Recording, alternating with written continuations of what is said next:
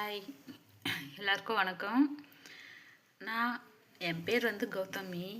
Channel ஆரம்பித்து ரொம்ப நாள் ஆகுது. நான் வீடியோஸே போடல. சரி, ரொம்ப நாளைக்கு அப்புறம் ஒரு ஓன் வாய்ஸ் கொடுக்கணும் அப்படின்னு தோணுது.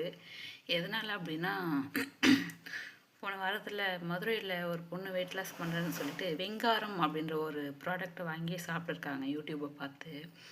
நீங்கள் வந்து வெயிட் கம்மி பண்ணணும்னு நினைக்கிறது தப்பு கிடையாது. அது என்ன ரீசன் அப்படின்னா, ஒரு சிலருக்கு வந்து நிறைய ப்ராப்ளம்ஸ் இருக்கும். உடம்புல வந்து பிசிஓடினால் வந்து வெயிட் ஏறலாம், தைராய்டுனால வெயிட் ஏறலாம், அப்புறம் டிப்ரெஷனால் வெயிட் ஏறலாம். அதனால் நிறைய இது இருக்குது. உடனே ஒரு யூடியூப்பில் வந்து விளம்பரம் போட்டுட்டு இதை சாப்பிட்டா சரியாயிடும், இதை சாப்பிட்டா இவ்வளோ வெயிட் கம்மியாவீங்க அப்படின்னு சொன்ன உடனே அவங்க சொல்கிறத நம்பி நீங்கள் வாங்குறீங்க. ஆனால் நம்மளோட உடம்பு எப்படி இருக்குன்றது நமக்கு தான் தெரியும். அப்படி இருக்கும்போது ஒரு டாக்டரை கன்சல்ட் பண்ணிவிட்டு அதுக்கப்புறமா நீங்கள் ப்ராடக்ட் வாங்கி சாப்பிடுங்க. அது வந்து வேறு. ஏன்னா டாக்டருக்கு தெரியும் இது நீங்கள் சாப்பிட்டா அவங்க உடம்புக்கு ஏற்றுக்காதான்றது அவங்களுக்கு தெரியும்.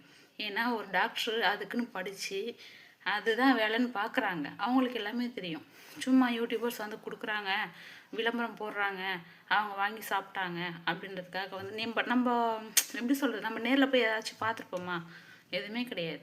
அவங்க போடுற வீடியோஸை பார்க்குறோம், அவங்க எடிட்டிங் பண்ணுறத வந்து நம்ம பார்க்க போகிறது கிடையாது. ஒல்லியாக இருக்கிறது குண்டா காட்டலாம், குண்டா இருக்கிறத ஒல்லியாக காட்டலாம். இப்போ தான் எவ்வளோ விஞ்ஞானம் முன்னேறி போச்சு. ஏஐன்னு ஒன்று வந்து ஆட்டி படைக்குது எல்லாரையுமே. அப்படி இருக்கும்போது தயவுசெய்து வெயிட் குறைக்கணும்னு நினைக்கிறவங்களா இருக்கட்டும், இல்லை வெயிட் ஏறணும்னு நினைக்கிறவங்களா இருக்கட்டும், அவங்கவுங்க டாக்டரை போய்ட்டு கன்சல்ட் பண்ணிவிட்டு அதுக்கப்புறமா போயிட்டு நீங்கள் அதுக்கான ப்ரொசீஜரை ஸ்டார்ட் பண்ணுங்கள். மாதிரி இன்னொரு விஷயமும் சொல்லிக்கிறேன். இந்த யூடியூப் செலிப்ரிட்டியாக இருக்கட்டும், இன்ஸ்டா இன்ஃப்ளூன்சராக இருக்கட்டும், யாராக இருந்தாலும் ஒரு ப்ராடக்டை வந்து ப்ரொமோஷன் பண்ணுறீங்க அப்படின்னா தயவு செஞ்சு யோசித்து செய்யுங்க. காசு வருதுன்றதுக்காக என்ன வேணால் பண்ணலான்றது கிடையாது. ஏன்னா மக்கள் வந்து உங்கள் மேலே இருக்கிற நம்பிக்கையில் தான் வந்து நீங்கள் சொல்கிற ப்ராடக்டை வாங்குகிறாங்க. அப்படி இருக்கும்போது நீங்கள் வந்து எவ்வளோ கேர்லெஸ்ஸாக இருந்துருக்கீங்க அப்படின்றது இப்போ தெரியும் உங்களுக்கே. எவ்வளோ பெரிய பொண்ணு, அவ்வளோ பெரிய பொண்ணு இதுக்கப்புறம் நம்ம எப்போ பார்க்க போகிறோம்? அவங்க பெற்றவங்க எவ்வளோ கஷ்டப்படுறாங்க. அவர் அழுகுறாரு, அப்படி அழுகுறாரு, துடிக்குது என் பொண்ணு வலியில், வயிறு வலிக்குதுன்னு சொல்லும்போது நமக்கு பார்க்கவே மனசு பதறுது அப்படி.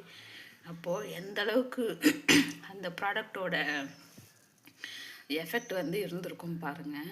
அதனால் வந்து ப்ரமோஷன் பண்ணுறவங்க கொஞ்சம் யோசித்து செய்யுங்க. நீங்கள் ப்ரமோஷன் பண்ணுறது தப்புன்னு சொல்ல வரல. பண்ணுறீங்க, நல்ல ப்ராடக்டான்னு பார்த்து அதை வந்து செலக்ட் பண்ணி ப்ரொமோஷன் பண்ணுங்க அப்படின்றது தான் என்னோட தாழ்மையான வேண்டுகோள். ரெக்வெஸ்ட்டுன்னு கூட வச்சுக்கோங்களேன். எப்படி சொல்கிறது, எனக்கு சொல்லணும்னு தோணுச்சு சொன்னேன். தப்பாக இருந்தால் மன்னிச்சுக்கோங்க.